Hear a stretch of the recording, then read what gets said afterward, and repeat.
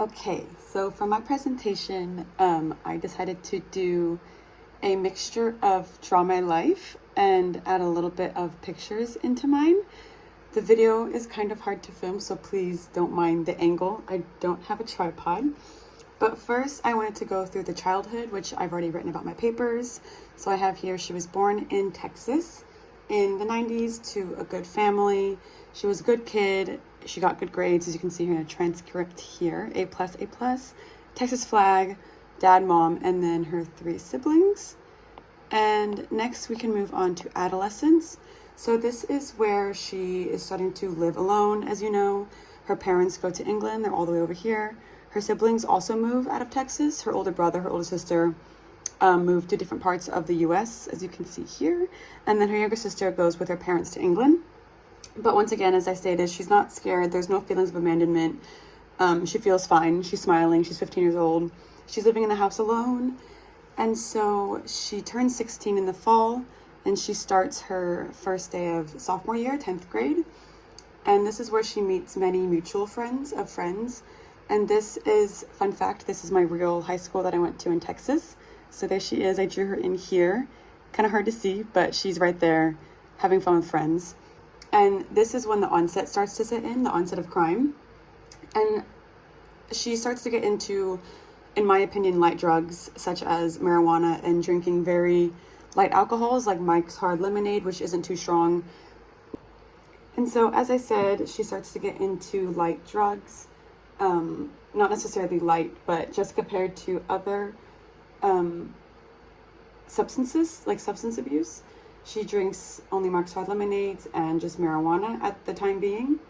And so she also has no parents, so there's not really any rules she has to follow. She doesn't feel stressed or like she has anything to hide because, once again, no parents, no rules necessarily. So she doesn't have like immense pressure to be accepted by her parents, but this leads her to want to be accepted by all of her friend group. She doesn't really think that if she doesn't do drugs or alcohol, they're going to isolate her and kick her out of the friendship group, but it is fun to do for her, and they are fun to be around. And this is the time when she goes to the party and she gets assaulted, and this was what became a turning point for her. And so in this instance, instead of needing parents' approval / an escape from her home life, being assaulted kind of led her to needing an escape from her outside life. And now we can go on to persistence in criminal defending. So this is when she starts to enter into 11th grade, and she starts to she's struggling and she's overwhelmed with school. Her grades have started to drop because of her drug and her substance problems, and she's starting to put drugs and alcohol and having fun with friends above her grades and her future, because in 11th grade, you do start to have, at least in America, you do start to apply for colleges, universities, and even professors to the juniors in that grade and that school level. They will help you apply for universities in your very last semester. So for example, in America, the semester starts in September and goes into June, but the second semester, the second half of it starts in January and goes to June. So for example, in 11th grade, in the second semester starting in January, professors or the teachers will start to help you apply for university. But she didn't really go through with that, as I had said. And so as her grades dropped, she ended up getting a part-time job to have her own money because, of course, her parents would help. She's living in their house. She does need to buy groceries, though. She wanted to be independent and not have to depend on them for everything. So here she is working at a part-time job in a movie theater counter. And so she starts to do this to buy money or spend her own money for drugs, alcohol, food, and also gas money since she does have a car. And since she obviously didn't think that drugs and alcohol affected her school life, as they always would happen outside of school hours, she also never skipped class, but she started to rely on them heavily outside of school. And so ending her junior year into her senior year, as we see here, her grades once again slipped, and you can see all the little sad faces. Her grades are bad. She got really bad grades. And so with her bad grades, she still felt positive about her, not positive about her entire academic career, but to her, since she was still, in quotes, passing, everything was going okay. And since she still had friends and drugs and alcohol, she wasn't too stressed out about this. And so as she was working at the movie theater place, she also met other people who were obviously not in high school. I want to say they were probably, she was one of the youngest ones, but they would reach up to like even 29 years old. And she saw these new older coworkers turn into quote unquote friends, even though they would rarely hang out after work hours or outside of work. But she saw this as an opportunity to get better drugs and alcohol, especially at the cost of other people paying for her. And so next, as you can see, after all, oh shoot, sorry, you're not supposed to see that.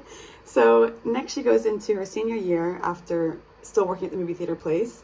But during her senior year, she obviously takes a break from drugs and she makes new school friends that are actually a good influence on her.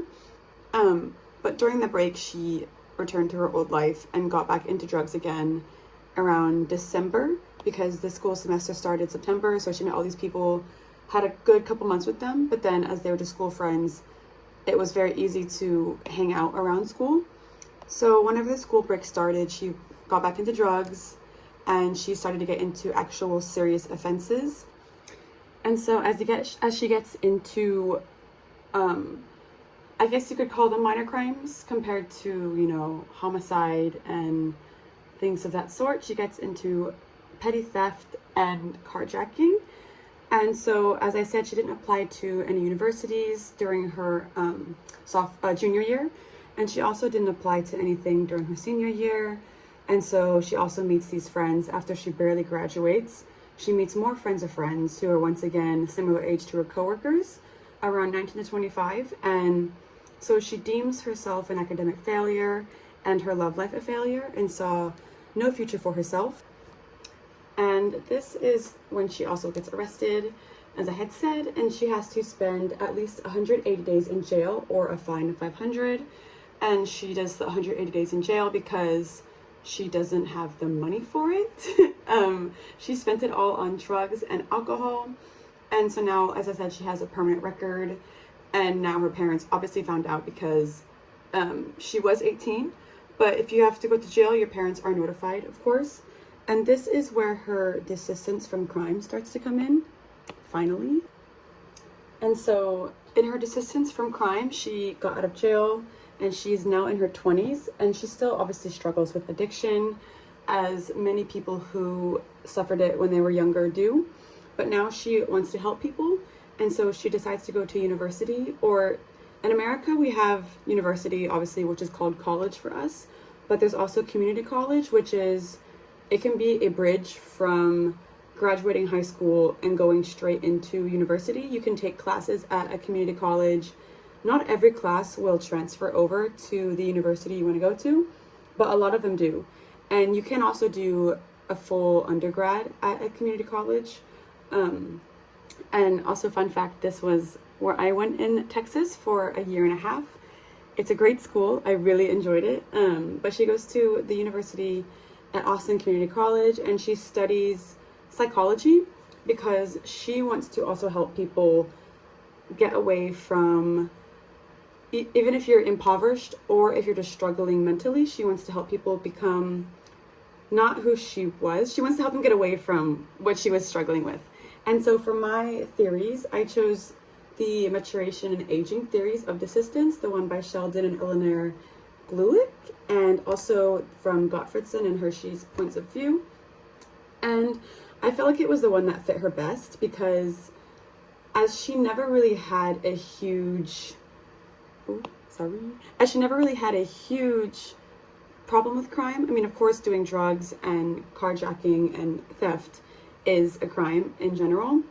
If you compare it to other crimes that are just obviously horrible, to me, it felt like the theory that made the most sense, because although she is addicted, the older you get and the more you want to fix yourself, the better you start to naturally become, because she is very young. She is only 18, and she does still have these dreams of wanting to go to school and get a college degree, but her addiction and her desperation to want to fit in kind of put a block into it. And so she goes to school and she studies to be a social worker or a psychiatrist, and she wants to get a psychology degree, because I put a picture here And it says for counseling and social work and also psychology, you can help people with problems like stress management and substance abuse, which is one of her expertise areas, as she was also a substance abuser herself. And once you have gone to jail, a lot of times you lose, even in general, you graduate from high school, for the most part, unless you go to a exact same university in the same state or in the same city with your high school friends, you also naturally, once again, have these, you kind of separate from your high school friends, not because of anything bad that happened, but because of just time and distance, and also you kind of grew up a little bit. This is also why I think she fit into this theory the most. And so as she became an adult, she also did not want the fear of being stigmatized when she went to jail, only 18, fresh out of high school, not having applied anywhere. She had a fear of that, and she didn't want to be unhireable because, as I said, she still had these dreams. And so that also made her step away from the drug scene as she got more mature anyways with age.